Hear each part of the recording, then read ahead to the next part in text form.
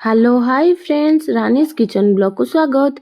आज संक्रांति डा थिला बा सेति पई किस करिली भाबिली गोटे बैगंडी दहीडी धरी पुळेली बिना पियाज रसुण रे आज दही बैगंडी करिबा। मटे की बेसी इच्छा बा दही बैगण बेले तापर कोन करी दहीडा कोन कली कंसाडा ढाली रे भल्ले फेंटी देली बा।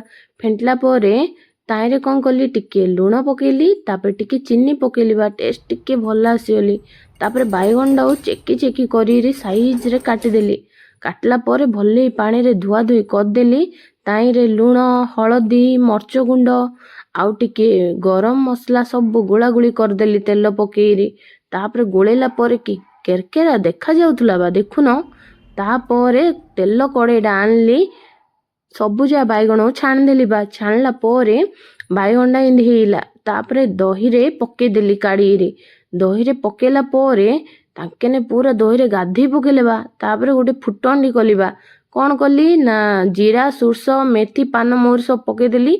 आमर मेसिया पत्र टिके आ सुखिला लंका टिके आ जीरा लंका गुंडोडा बा पके देली। कि बासना उठिला गुआ घियो भात रे एडा खाइबा A1 लाग।